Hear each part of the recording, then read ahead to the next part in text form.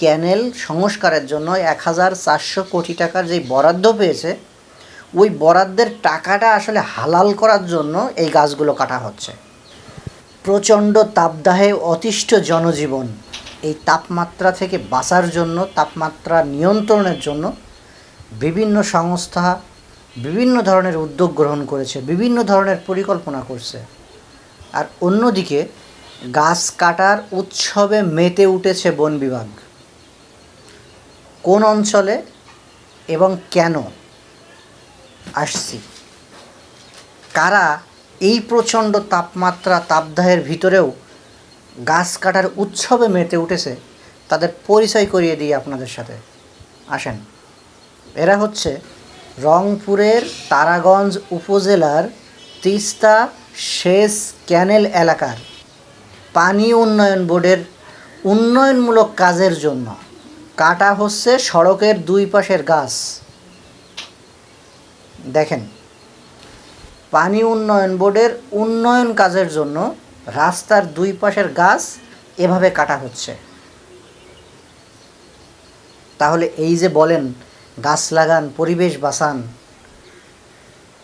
তাপমাত্রা থেকে পরিত্রাণের জন্য গাছ লাগানো অত্যাবশ্যকীয়, প্রত্যেক পরিবারের উচিত গাছ লাগানো, এই সুন্দর সুন্দর বুলিয়া উড়িয়ে আসলে লাভ কী? এর গোলটা কি শেষ পর্যন্ত? কাদেরকে বলেন গাছ লাগানোর জন্য?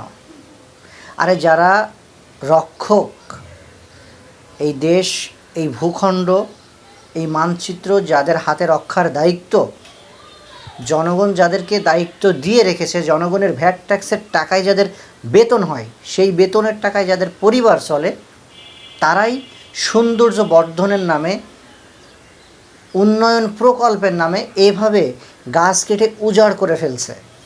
খোঁজ নিয়ে জানা গেছে তারাগঞ্জ উপজেলার তিস্তা সেচ ক্যানেলের উন্নয়নমূলক কাজের জন্য রাস্তার দুপাশের গাছ কেটে ন্যাড়া করে দেওয়া হচ্ছে।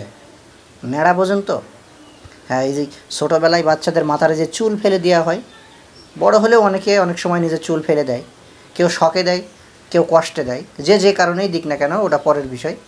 ন্যাড়া অর্থাৎ মাথার চুল ফেলে দেওয়া হয়। মাথার চুল ফেলে যেমন ন্যাড়া হওয়া যায়, মাথাকে ন্যাড়া করা হয়, ঠিক তেমনি রাস্তার দুই পাশের গাছ কেটে উজাড় করে এই দেশকে ন্যাড়া করে দেওয়া হচ্ছে। এই তারাগঞ্জ উপজেলায় আসলে কত ভাগ বনভূমি থাকা প্রয়োজন এবং কত ভাগ আছে, আসেন একটু দেখি। বন বিভাগ সূত্রে জানা গেছে নিয়ম অনুযায়ী আয়তনের তুলনায় 25 ভাগ বনভূমি থাকার প্রয়োজন, এটা নিয়ম। কিন্তু তারাগঞ্জে রয়েছে 3%-ও কম। যেখানে 25 ভাগ থাকার কথা, সেখানে আছে মাত্র 3%-ও কম।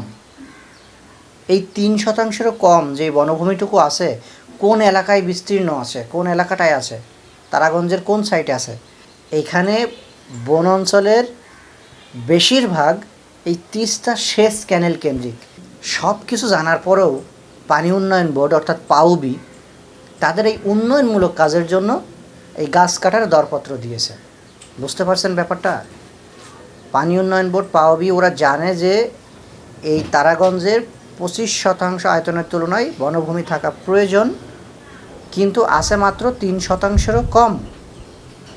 তারপরও এই পাউবি এই গাছ কাটার দরপত্র দিয়েছে এবং ইতিমধ্যে যেই 3 ভাগেরও কম আছে, সেই 4 ভাগের 3 ভাগ কাটা শেষ।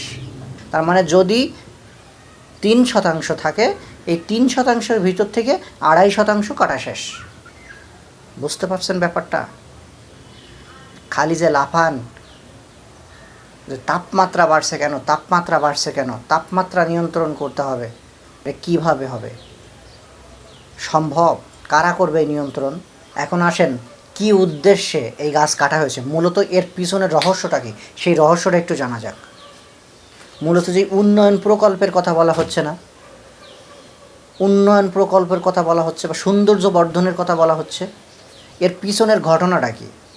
কেন হঠাৎ করে তাপমাত্রার ভিতরেও 25% থাকার কথা, সেখানে আছে 3% বনভূমি বা তারও কম, সেই 3%-এর 2.5% কেটে ফেলা হলো? এত দায় পড়ে গেল কেন এই পানি উন্নয়ন বোর্ডের? আসল কারণ হচ্ছে ক্যানেল সংস্কারের জন্য 1400 কোটি টাকার নতুন বরাদ্দ। এখন বিষয়টা ক্লিয়ার? এই ক্যানেল সংস্কারের জন্য 1400 কোটি টাকার যেই বরাদ্দ পেয়েছে, ওই বরাদ্দের টাকাটা আসলে হালাল করার জন্য এই গাছগুলো কাটা হচ্ছে। কারণ গাছ যদি না কাটা হয়, সৌন্দর্য যদি একটু না দেখানো যায়, কোনোভাবে একটু পরিষ্কার পরিচ্ছন্ন না দেখানো যায়, তাহলে তো এই 1400 কোটি টাকা হালাল করা যাবে না, পকেটে ঢোকানো যাবে না। এই কারণেই গাছগুলো কাটা হচ্ছে।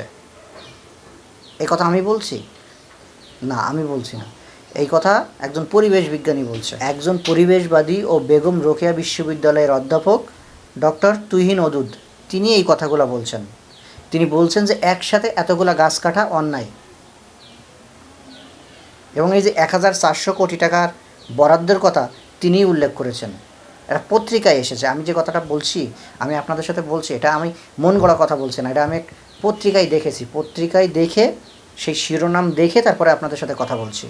মূল পয়েন্ট কোন জায়গায় দেখছেন? উন্নয়ন। সারাদিন শুধু উন্নয়নের জিকির করতে হবে, কারণ উন্নয়ন ছাড়া তো পকেটে ঢোকানো সম্ভব না।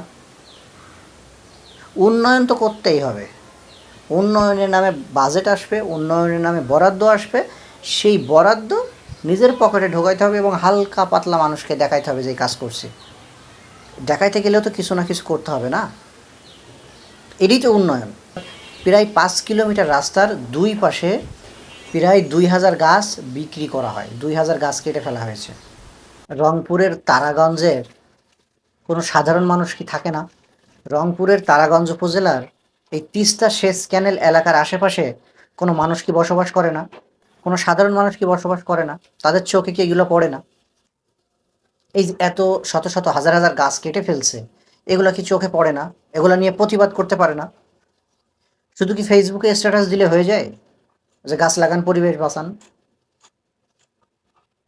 একটা এলাকার এতগুলো গাছ কেটে ফেলা হচ্ছে পানি উন্নয়ন বোর্ডের সৌন্দর্য বর্ধনের জন্য।